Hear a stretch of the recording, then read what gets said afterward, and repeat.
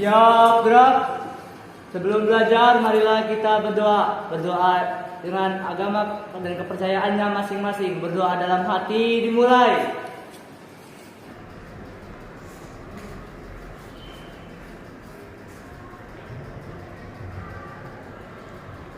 Selesai. Baik, terima kasih. Umi ini ada yang tidak hadir nggak teman-temannya? Coba dicek ada yang tidak hadir nggak? Apakah hadir semua hari ini? Itulah ya semuanya masih tetap dalam keadaan semangat untuk mengikuti pembelajaran hari ini. Tujuan pembelajaran kita hari ini adalah agar kalian mampu menganalisis hukum pokok hidrostatis, hukum Pascal, dan hukum Archimedes dalam kehidupan sehari-hari, ya. Jadi supaya kalian nanti mampu menganalisis hukum pokok hidrostatis, menganalisis hukum Pascal, dan menganalisis hukum Archimedes dalam kehidupan sehari-hari. Nah, sebelum Ibu lanjutkan, Ibu mau menampilkan sesuatu gambar di sini.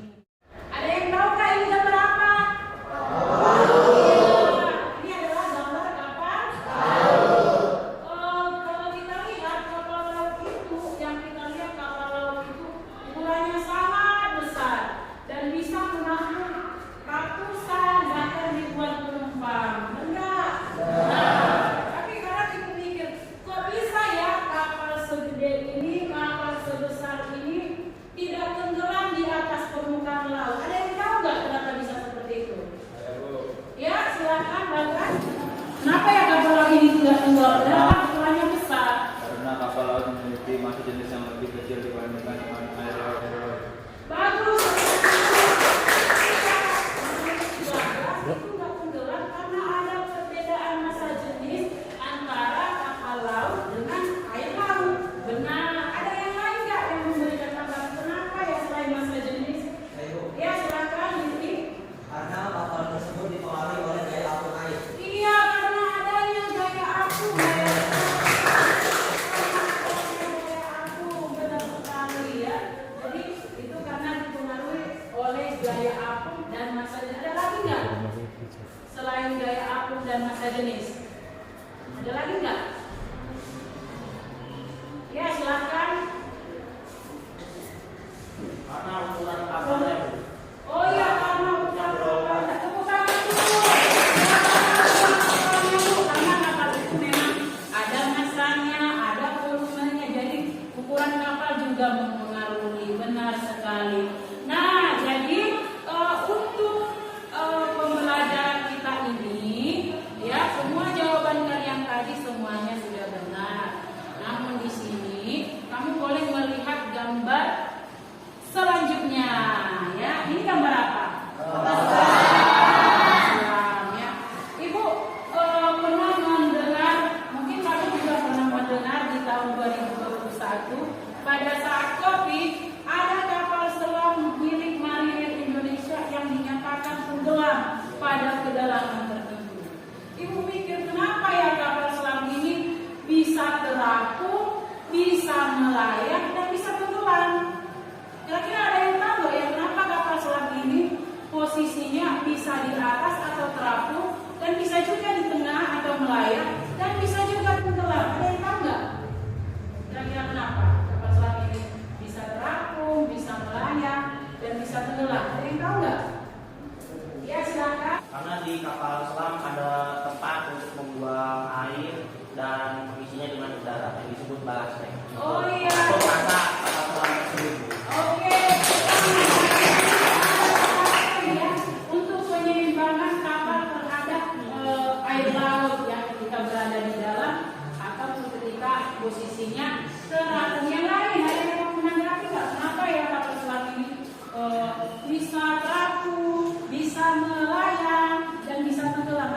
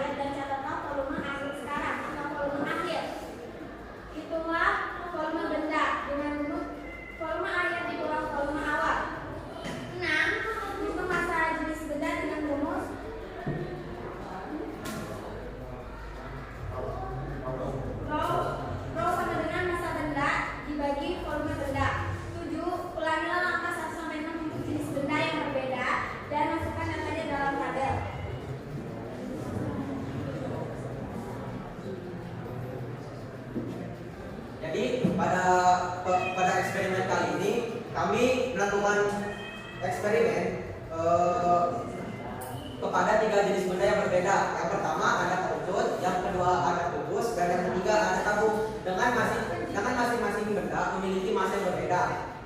Untuk kerucut memiliki massa benda 300 gram. Kemudian untuk kubus memiliki massa 200 gram, dan yang terakhir tabung memiliki 100 gram. Nah, di percobaan kali ini kami menentukan massa jenis benda dengan pada awalnya kita mencari dulu volume benda dari masing-masing benda tersebut. Nah, yang pertama pada jenis benda kerucut yang memiliki massa 300 gram, kita menghitung volume bendanya dengan cara mengurangi volume akhir dan volume awal benda tersebut. Nah, volume awal yang kita dapat yang kita isi pada gelas ukur itu 420 ml. Lalu volume akhir yang kita dapat setelah memasukkan kerucut tersebut ke dalam gelas ukur yang berisi air itu adalah 440 ml. Jadi kita mengurangi volume akhir dan volume awal dengan cara 440 ml dikurangi 420 ml dan mendapat hasil 20 ml. Lalu kemudian kita menentukan massa jenis bendanya dengan cara membagi antara massa benda dengan volume benda, yaitu massa benda tadi 300 gram dan dibagi dengan volume benda tadi, volume kerucut maksudnya, itu 20 ml. Jadi hasilnya 300 gram dibagi 20 ml, hasilnya 500 gram. Kemudian 15 gram maksud saya, maaf. Yang kedua, pada jenis benda kubus memiliki massa benda 200 gram. Sama seperti yang pertama, kita menentukan volume bendanya dengan cara mengurangi volume akhir dengan volume awal. Pada kubus, kita menggunakan gelas ukur yang sama dengan volume yang sama, yaitu 420 ml. Dan setelah kita memasukkan tabung yang memiliki massa 200 gram ke dalam gelas ukur tersebut, hasilnya kita mendapat 430 ml. Lalu kita menentukan volume kubus tersebut dengan cara mengurangi volume akhir dan volume awal dengan yaitu 430 ml dikurangi 420 ml, hasilnya 10 ml. Kemudian kita menentukan massa jenis benda kubus tersebut dengan cara membagi seperti yang awal tadi, membagi massa benda dengan volume benda, yaitu dengan cara 200 gram dibagi dengan 10 ml, hasilnya 200 gram. Lalu pada jenis hasilnya 20 gram, maaf. Lalu pada jenis benda yang terakhir, yaitu benda tabung, kami memiliki massa benda yang memiliki massa benda 100 gram.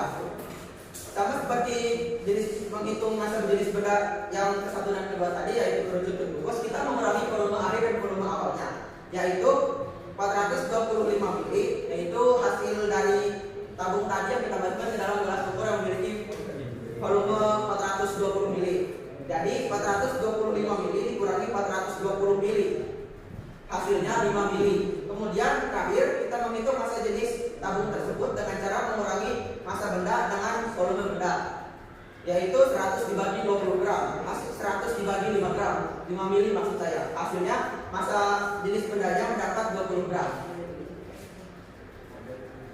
Kesimpulannya, pada percobaan kali ini kami mendapat bahwa tiap benda yang memiliki bentuk massa yang berbeda pada akhirnya akan memiliki massa jenis benda dan volume yang berbeda, meskipun dimasukkan ke dalam gelas ukur yang memiliki volume air yang sama. Sekian presentasi hasil percobaan dari kelompok kami, kurang lebihnya mohon maaf. Wassalamualaikum warahmatullahi wabarakatuh.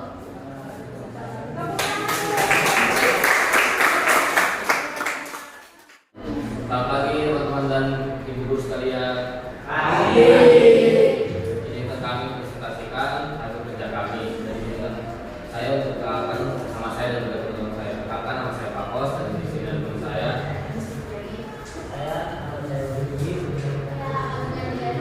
Dan ini presentasikan hasil kerja kami.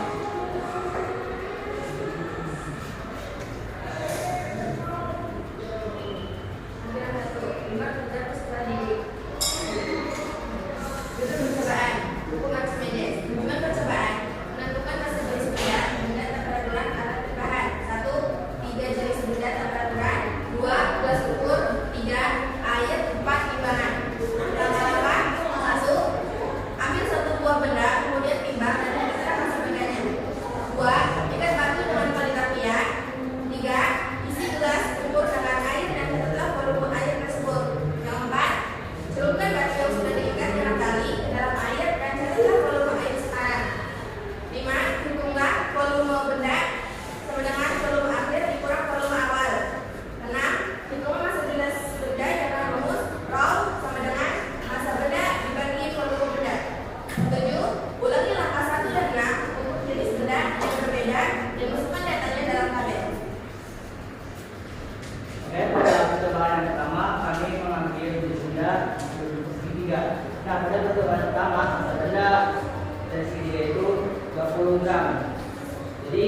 mencoba untuk memasukkannya ke dalam air dan hasilnya dari awal 400 mm jadi 420.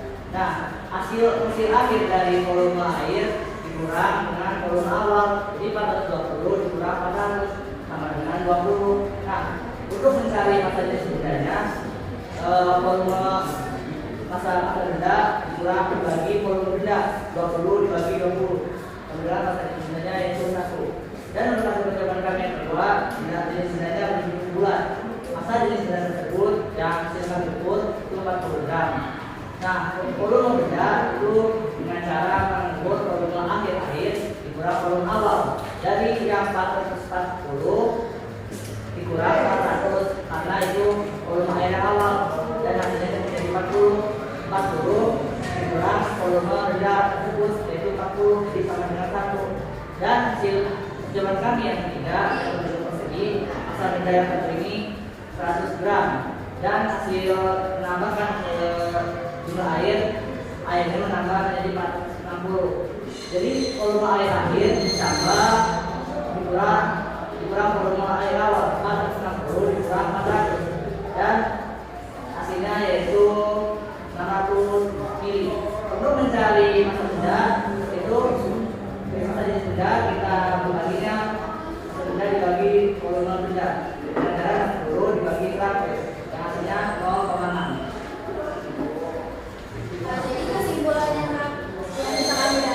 bisa kami ambil yaitu setiap benda dipengaruhi oleh massa jenis atau ukuran suatu benda. Sekian presentasi dari kelompok kami, dan terima kasih atas perhatiannya. Selamat pagi.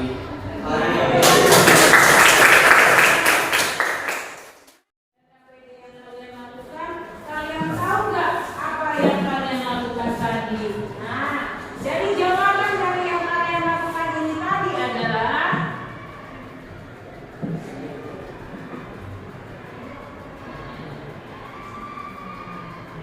ya. Nah, ini yang kalian lakukan hari ini, yaitu tentang nah, sebenarnya konsep budidaya itu apa sih? Nah, perhatikan di sini. Jadi budidaya itu adalah zat yang dapat mengalir. Nah, K itu adalah tekanan, satuannya adalah ya, sekali pasca. M itu adalah daya, satuannya adalah dan A itu adalah bukan satuannya adalah. Oke, sampai di sini ada yang bertanya nggak sampai sekarang? Ya, silakan Rifki. Ya, terima kasih sudah bertanya. Sebenarnya saya mau nanya, batas maksimal tanah yang bisa diterima oleh manusia itu berapa ya? Oh iya, tepuk tangan dulu. Sampai di tekanan ada pertanyaan dari temannya. Si Rifki bertanya, Bu, batas tekanan yang boleh diterima manusia ketika menyelam dalam air berapa? Ada yang bisa jawab nggak? Oke, silakan Nora. Jawab. Ya. Menurut pengalaman saya, maksimal untuk manusia bisa menyelam ke dalam permukaan bawah laut adalah 5 meter. Dan karena jika lebih dari itu, maka tubuh manusia akan mengalami tekanan yang berlebihan. Iya, tepuk tangan. Ya, jawaban si Nora benar. Jadi kalau si Rifki mau tahu atau kalian juga semua, Bu, batas tekanan yang diterima manusia ketika menyelam dalam air berapa? Sebenarnya ada dua faktor.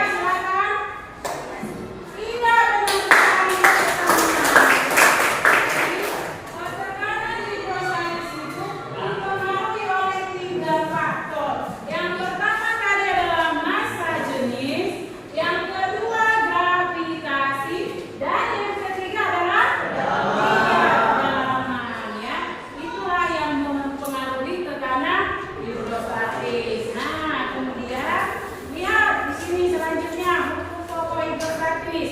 Kamu perhatikan di sini di slide yang sudah berikan ini ada sebuah gambar pipa U, di mana di pipa sebelah kiri kanan ada titik A dan titik D yang terletak pada satu bidang. Ya, satu bidang nyata. Titik A dan titik D terletak pada satu bidang. Nah, menurut hukum pokok hidrostatis, kedua titik ini akan mengalami tekanan yang sama. Kenapa coba? Ya. Karena berada pada bidang yang sama. Iya, benar sekali. Ternyata ada juga kaitannya dengan hukum Pascal, yaitu pada tekanan. Nah, hukum Pascal ini ya berbunyi ya, jika tekanan yang diberikan pada ruangan tertutup akan diteruskan ke segala arah dengan sama besar. Maka di sini dituliskan secara matematis P1 sama dengan P2 atau F1 per A1 sama dengan P2 per A2. Nah, tahukah kamu apa contoh penerapan hukum Pascal ini dalam kehidupan ini? Contoh yang paling umum adalah dongkrak hidrolik. Tahu nggak dongkrak hidrolik? Nah, misalnya dongkrak hidrolik ini kamu lihat di mana? Ya, pada steam mobil ya. Kamu mungkin sudah sering melihat dongkrak hidrolik. Dongkrak hidrolik ini menggunakan prinsip hukum Pascal. Nah, di sini sudah ada gambarnya. Ketika pipa yang satu ditekan, maka tekanannya akan diteruskan ke pipa yang kedua ya dengan sama besar begitu. Jelas tentang Pascal? Jelas. Ada yang mau ditanya sampai di sini, Bu? Ya, silakan. Izin bertanya, contoh penerapan hukum Pascal selain dongkrak hidrolik apa aja? Oke, terima kasih untuk Bintang bertanya, Bu, selain dongkrak hidrolik, apalagi yang Bu ya contohnya dalam hidup? Ada yang tahu nggak? Oke, silakan. Seperti yang saya tahu itu seperti pompa untuk spidol. Oh iya, tepuk tangan. Contoh lain penerapan hukum Pascal misalnya pompa angin ban secara manual. Tahu nggak pompa manual yang tarik tekan tarik? Nah, itu juga menggunakan prinsip hukum Pascal ya, yang digunakan untuk menyampaikan tekanan udara ke dalam ban. Selain itu ada lagi. Nah, ada yang tahu nggak? Yang kedua penerapannya ini selain pompa adalah piston. Ada yang tahu nggak piston itu ada di mana? Di mana coba? Ya. Kendaraan bermotor. Iya, pada kendaraan bermotor. Ada yang tahu nggak fungsi piston ini untuk apa? Ada yang tahu nggak? Ya, silakan. Untuk memompa bahan bakar menjadi energi gerak. Iya, ya. Materi yang kamu lakukan dari percobaan tadi yang terakhir adalah hukum Archimedes. Nah, lihat di sini hukum Archimedes. Nah, hukum Archimedes di sini ada 3 kasusnya ya. Yang pertama ini kenapa ya bendanya? Iya, ini terapung. Yang kedua? Yang ketiga? Ada yang tahu nggak terapung itu yang bagaimana sih? Ada yang tahu nggak? Terapung itu yang bagaimana sih? Ada yang tahu? Terapung itu kondisi benda di mana tidak layak dan tidak tergerak. Iya, terapung itu kondisinya bagaimana? Kenapa bisa terapung? Ada yang tahu nggak? Ya, Jika gaya apung air lebih besar daripada massa iya, benda. benar. Kenapa hukum Archimedes itu penting? Iya, silakan. Agar saya tahu saya sedang berada ke dalam perjalanan. Iya, betul. Ya, jika tidak ada pertanyaan sampai di sini, nah, kira-kira apa ya yang bisa kita simpulkan dari pembelajaran hari ini? Oke, silakan. Kurniati, silakan.